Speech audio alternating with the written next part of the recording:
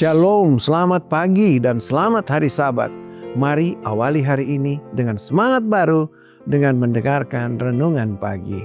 Sabtu 14 Maret 2026, Sabat dan penglihatan apokaliptik bagian 3. Wahyu 14 ayat 12.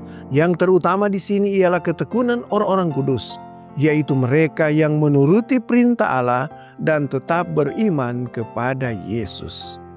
Dalam pembahasan sebelumnya, kita melihat bahwa pada Januari 1847, Joseph Bates menyimpulkan dari Wahyu 12 ayat 17 bahwa pada akhir zaman Tuhan akan memiliki umat yang menghormati 10 perintah Allah yang tersimpan di dalam tabut perjanjian.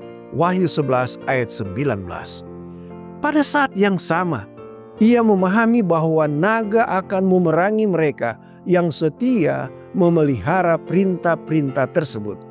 Hal ini selaras dengan gambaran konflik akhir zaman dalam ayat-ayat seperti Wahyu 13 ayat 7 sampai 8 yang melukiskan para penyembah binatang sebagai pihak yang memerangi orang-orang yang setia mengikuti anak domba. Dari pasal 13, pembahasan kemudian berlanjut ke Wahyu pasal 14 yang menggambarkan umat akhir zaman sebagai para pengikut anak domba, yaitu mereka yang mengikutinya kemanapun ia pergi. Ayat 4. Pada titik inilah Wahyu 14 menjadi pusat perhatian Joseph Bates dalam edisi kedua tulisannya, The Seven-Day Sabbath, A Perpetual Sign, Sabat hari ke-7, suatu tanda abadi. Namun sebelum sampai pada kesimpulan akhir, penting untuk memahami garis besar isi pasal 14 itu sendiri. Pasal ini dapat dirangkum sebagai berikut.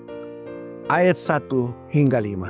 Memperkenalkan 144.000 orang pada akhir zaman yang setia mengikuti anak domba dan memiliki nama Bapa tertulis di dahi mereka. Ayat 6 dan 7 menyampaikan pekabaran malaikat pertama. Ayat 8 menjelaskan pekabaran malaikat kedua. Ayat 9 hingga 12 memuat pekabaran malaikat ketiga. Ayat 13 menyoroti nasib para pengikut anak domba yang mengalami penganiayaan pada akhir zaman sebagaimana digambarkan dalam Wahyu 13. Pasal ini mencapai puncaknya pada ayat 14 hingga 20 dengan gambaran kedatangan Kristus di awan-awan langit untuk menuai hasil bumi. Perkembangan pemahaman ini sangat diperhatikan oleh Joseph Bates ketika ia berusaha menempatkan umat Allah di tengah rangkaian peristiwa akhir zaman.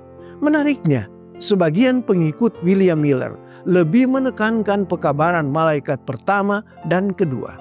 Miller sendiri percaya bahwa pekabaran tentang waktu penghakiman yang disampaikan oleh malaikat pertama sedang digenapi pada zamannya, dan ia menafsirkan penghakiman dalam ayat 7 sebagai kedatangan Kristus yang kedua.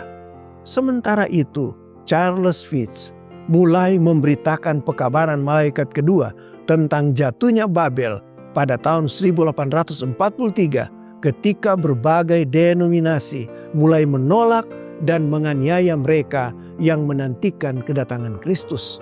Namun demikian, justru pekabaran malaikat ketigalah yang paling menarik perhatian Joseph Bates.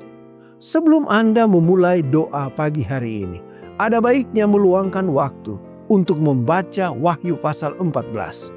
Kiranya renungan di pagi hari Sabat ini dapat menjadi kekuatan bagi kita semua dan menjadi perenungan kita sepanjang hari ini. Amin. Mari berdoa. Terima kasih ya Tuhan untuk pekabaran yang kami dapatkan di pagi hari ini. Berikan kami pemahaman ya Tuhan, sehingga benar-benar kehidupan kami senantiasa berkenan di hadapan Tuhan. Terima kasih untuk hari Sabat yang indah, dan terima kasih untuk semua berkat yang Tuhan siapkan bagi kami. Ampunkan setiap salah dan dosa kami yang begitu banyak. Di dalam nama Tuhan Yesus kami sudah berdoa. Amin. Demikianlah renungan pagi hari ini. Silakan share video ini dan subscribe YouTube channel Cornelius Media dan follow kami di Instagram dan Facebook @corneliusmedia. Tuhan memberkati kita semua dan sampai jumpa esok hari.